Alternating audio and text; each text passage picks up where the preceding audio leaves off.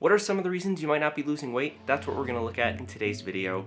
I'm going to give some of my personal experiences in my 10 plus years of personal training. We're also going to look at some research, so let's jump right into it.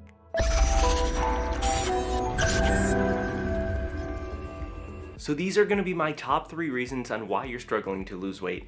And most people probably think that all I need to do to lose weight is go to the gym and eat more salads. But that's not necessarily the case, and you might be surprised when you start hearing some of these top 3 reasons. Now, each of these tips build upon each other. So as we get to the end, I definitely recommend staying tuned because I will go over some of my personal experiences on what's helped myself with any body fat reduction or what's helped my clients in their weight loss journeys. So let's take a look at tip number 1. Tip number 1 is going to be calorie deficit. This is one of the most important components when it comes to weight loss. As difficult as weight loss can be, if you nail this component, weight loss essentially is inevitable. There's a famous experiment done by nutrition professor Mark Hobb, where he ate Twinkies and Little Debbie snacks and managed to lose 27 pounds in 10 weeks.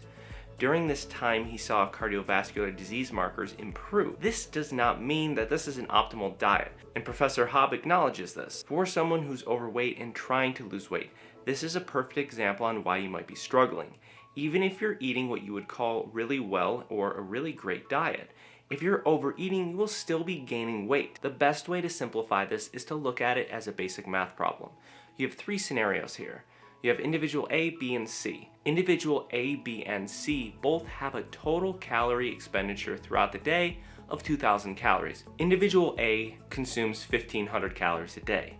That means they're at negative 500 and would experience roughly 1 pound of weight loss a week. Individual B consumes 2,000 calories exactly a day. That means they wouldn't have a change in weight at all. While individual C consumes 2,500 calories a day, which would put them at a positive 500 per day, meaning they would gain about a pound of weight a week. These numbers are based upon 3,500 calories, roughly equaling 1 pound. So the main premise behind this is that total calories are so important. And even if you have a poor diet or a great diet, if you're over consuming calories, you'll be gaining weight. And if you're under consuming calories, you will be losing weight. We do want to focus on making sure we have proper nutrients, so I don't recommend that Twinkie diet. The message this is trying to convey is that a calorie deficit will lead to weight loss. Misreporting calories. If we take a look at these 2 salads I prepared, they're relatively the same size and close to the same calorie count. But when we actually step back and look at this, the real calorie count is almost doubled in the salad on the right. Now this is one of the big problems. It's extremely easy to misrepresent the total number of calories we take in a single meal or even throughout the entire day. I recommend to a lot of my clients tracking your calories for a few days. This allows you to get a better idea of how many calories you're truly eating.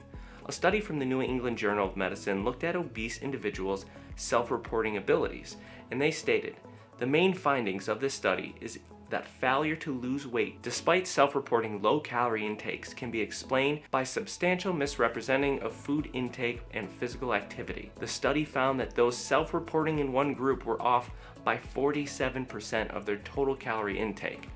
And I cannot stress how big of a number that is. If we look back at individual C from our previous example, if we misrepresent the number of calories individual C takes in by 47%, they'd be consuming an additional 1,175 calories per day.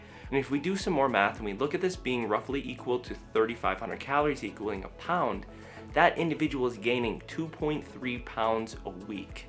That's a lot of weight to be gaining by misrepresenting your total calories. Misreporting activity levels. This is the exact same situation we just saw with the calorie intakes, but now we're just moving it to how active individuals are. If we look at the previous study just mentioned, the same study we just talked about showed individuals misreporting their activity levels by 51%. And I understand this variable can change due to so many factors. I'm someone that lives in Buffalo, New York, so we have snow and a very cold winter.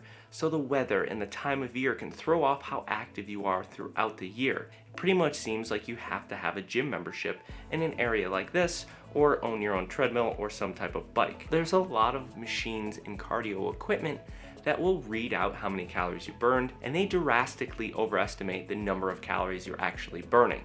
A better way to go about it is to get some type of a Fitbit, some type of a watch that will track your calories burned, where you can go in and manually set the type of workout you're doing. Now, this doesn't mean it's completely accurate, but typically a watch will have you set up your body weight, your height. It'll have better information about you, and it'll actually know your heart rate constantly throughout your workout or your physical activity and give you a little bit more accurate reading, but it's not perfect. And this might be a video I do on the future on how off some machines can be. So if you are not subscribed, hit that subscribe button so you can stay tuned for that video. Now, I want to give my final thoughts here, and I hate just addressing and throwing out all the negative aspects of this. I want to make sure we're kind of giving you something to build on so you can better yourself from this video. But I definitely recommend for everyone watching this video that's struggling, try tracking your calorie intake. And it's not a lifelong thing you have to do, but if you can have some type of a notebook where you actually jot down what you eat throughout the day, then at the end of the day you can go back and total up your calorie intake and see where you're truly at. If it's a struggle throughout the day to actually write down everything you eat, I recommend taking photos of everything you consume. That way you don't miss anything. So many things like toppings on sandwiches go unreported, so a lot of times taking those photos is a really great technique that can help you. And I will say there's almost like a psychological aspect to this. When you start actually tracking and self-reporting your information down, you find yourself not wanting to eat poorly because you don't want to write that out and feel bad about the fact that you had, let's say, a Big Mac from McDonald's. So you're going to avoid going to those places so you don't have to write them down, and you can be more conscious and aware of what you're consuming. Alright guys, that's it for today's video. If this was helpful for you, hit that like button so this video can get pushed out to more people. If you're not subscribed, hit subscribe. Stay tuned for my weekly content. We'll see you guys next week. Have a good day.